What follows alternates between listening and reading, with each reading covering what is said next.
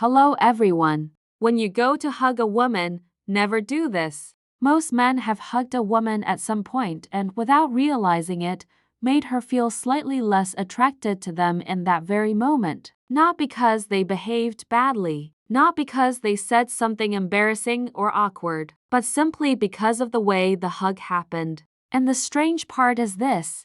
The man usually has no idea anything went wrong. He walks away thinking the interaction went perfectly fine. Meanwhile, she walks away with a subtle feeling that something shifted. She may not even be able to explain it clearly, but the warmth and interest she had been building toward him quietly cools down. This kind of moment happens far more often than people realize. It occurs on first dates, when people reunite after some time apart, or during those brief unguarded moments where physical closeness either strengthens a connection or quietly weakens it. The hug itself is rarely the issue. What really matters is the psychology behind how it happens. And that is where many men unknowingly lose emotional ground without ever noticing it. Today, I want to talk about that deeper layer, not in the superficial way you often hear online. This isn't about simple advice like hug longer or maintain eye contact afterward.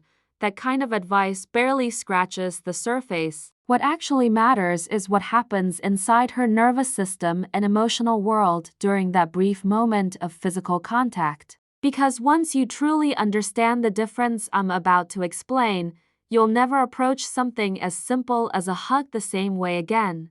Over time, I've spent years observing the psychology of attraction, emotional connection, and the subtle dynamics that create desire between two people. Not through formal experiments with notebooks and charts, but through real-world observation, through conversations with women who are unusually honest about what they feel, and through watching patterns emerge in human behavior. Some men seem to create emotional connection effortlessly. Women naturally feel drawn toward them. Others try extremely hard saying the right things, making the right gestures, yet the connection always seems to stay just out of reach. And one pattern kept appearing again and again. Physical touch, especially the moment when it is first initiated, is one of the most emotionally charged moments in any interaction between two people. It's a threshold. In that instant, before many words are spoken, it communicates something powerful about who you are. It either reinforces the sense of emotional safety she has been developing with you,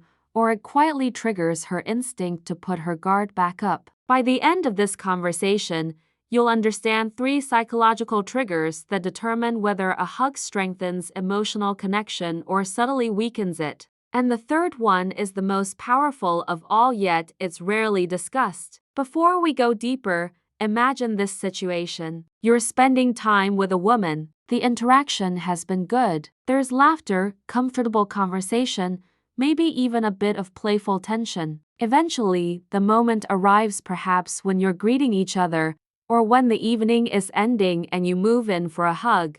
But in that moment, something subtle happens. Maybe you reach for her too quickly, almost automatically, as if you're simply following a social script you've memorized somewhere. Or maybe you ask, "Can I hug you?" with good intentions, yet the tone carries the energy of someone who isn't sure they're allowed to want something. Or perhaps you hug her while your arms are around her, but mentally you're somewhere else. Instead of being present, you're analyzing the moment, wondering if she likes it, wondering how it's going, monitoring her reaction. Or maybe you hold the hug slightly longer than the moment naturally calls for, hoping that the closeness will somehow create emotional connection that wasn't fully built during the conversation. None of these behaviors are malicious. They all come from understandable human impulses. But here's the key thing to understand. She doesn't experience your intentions. She experiences your energy. She cannot see what you meant to communicate. She cannot feel the nervousness you're trying to hide.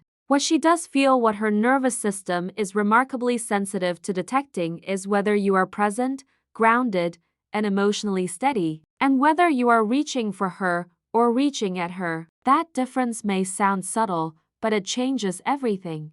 Many men have been conditioned to treat physical connection like a kind of performance. as if it's a technique that can be executed correctly to produce a desired emotional result. But attraction does not work like a machine with clear inputs and outputs. Human emotional experience is far more complex than that. Physical touch, especially between two people who are still building a connection, is one of the most nuanced forms of emotional communication that exists. The man who understands this carries a quiet confidence that women find deeply attractive, not because he learned some clever trick, but because he stopped trying to use physical touch to create something and instead learned how to simply be present within it. Let's explore the 3 psychological triggers that determine the difference. Trigger 1.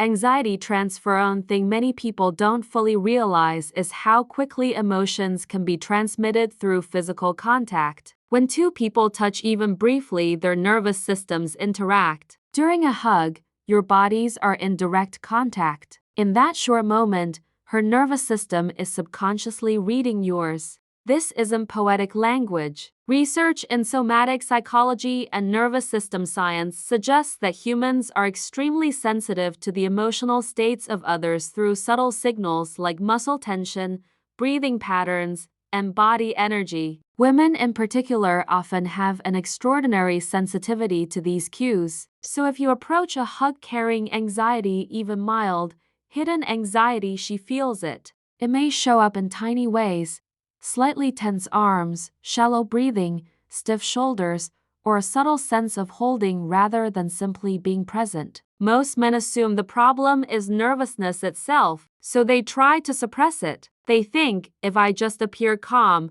she won't notice. But suppressed anxiety doesn't disappear. It becomes compressed tension. And compressed tension has a very specific emotional texture. It feels controlled, tight, and slightly inauthentic. The real shift isn't about hiding anxiety. It's about releasing it. Before initiating any moment of physical connection, the real question isn't, how can I look calm? The real question is, am I actually present right now? Presence naturally emerges when tension has been released rather than managed. It happens when your attention moves away from outcomes and returns to the person standing in front of you. And when you approach a hug from that place of grounded presence, something completely different is transmitted. Instead of anxiety, she feels steadiness. And steadiness in a man communicates something incredibly powerful: emotional safety. Not safety in a clinical sense, but safety in the sense that this person is grounded and emotionally stable.